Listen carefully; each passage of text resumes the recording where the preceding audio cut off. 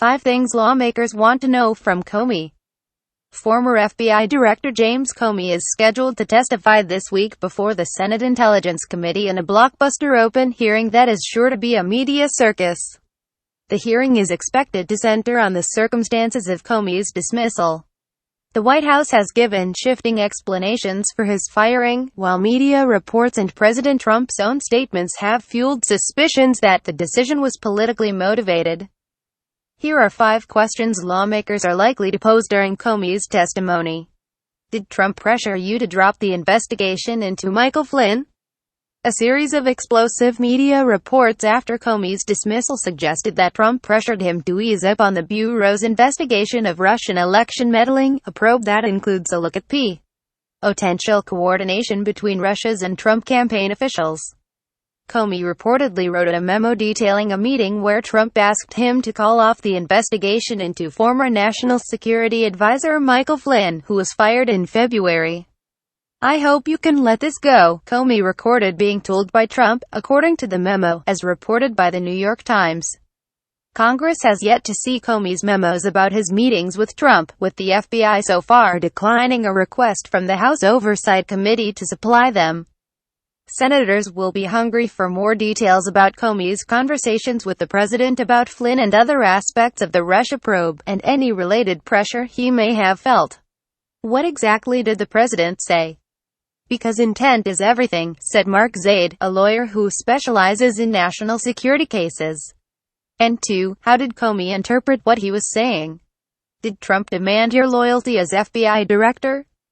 Media outlets have also reported that the president summoned Comey to the White House for dinner and then used the occasion to demand his loyalty, a request the FBI director is said to have rebuffed.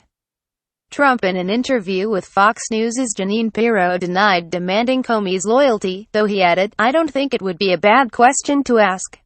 He also issued a cryptic threat shortly after the reports about his meetings with the FBI director. Tweeting, "James Comey better hope that there are no tapes of our conversations before he starts leaking to the press." The White House has refused to comment on whether Trump taped his conversations with Comey. Do you believe that the president's actions were obstruction of justice? Some Democrats have argued that the dismissal of Comey, if intended to stifle the Bureau's investigation into the Trump campaign, would amount to obstruction of justice, potentially an impeachable offense. National security law experts say that such a case would be exceedingly difficult to make. It would center on pinning down the president's motives, which can be difficult to prove beyond a reasonable doubt. Trump reportedly told Russian officials in an Oval Office meeting last month that Comey's dismissal eased pressure on him related to the investigation. Lawmakers are sure to press Comey on whether he interpreted his communications with the president as a presidential directive to shut down the investigation. That line of questioning could put Comey in a tight spot. If he says he does believe the president was trying to obstruct his investigation, it will raise questions about why he didn't speak out at the time, said Bob Ray, a former federal prosecutor who was head of the Office of the Independent Counsel during the Whitewater investigation of Bill and Hillary Clinton. The reasonable retort to that is, if you really thought this was an effort to obstruct your investigation, why didn't you blow the whistle on it? Why didn't you resign? Why didn't report this to Congress? Ray said. Are you aware of other attempts by the president to push back on the Russia investigation?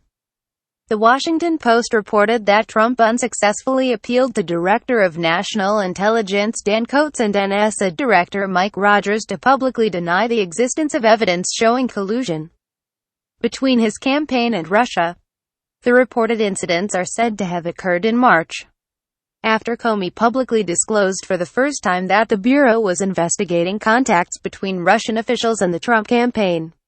Coats has refused to confirm or deny the report, saying that doing so would be inappropriate. Comey could face questions about his knowledge of any efforts by the president to influence the Russia's investigation, including those involving intelligence officials other than himself. Lawmakers have already sought records of the president's communications with both Coats and Rogers. Rep. Elijah Cummings, DMD, sending letters to both intelligence chiefs asking for documentation. The appeal made to Rogers was reportedly accounted for in an internal NSA memo. Have you seen any evidence of collusion between Trump campaign associates and Russia? The White House has repeatedly pointed to a lack of available evidence of collusion between Trump campaign associates in Moscow as reason to believe that the federal investigation, opened in July, will turn up nothing.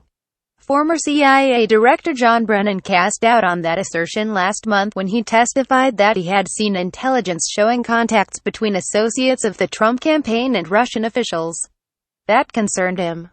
I know that there was a sufficient basis of information and intelligence that required further investigation by the Bureau to determine whether or not U.S. persons were actively conspiring, colluding with Russian officials, Brennan told the House Intelligence Committee.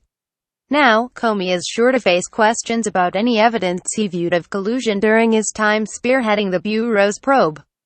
But it is unlikely that Comey will comment on details about the investigation, which is now being led by Robert Mueller, who was appointed special counsel by the Justice Department.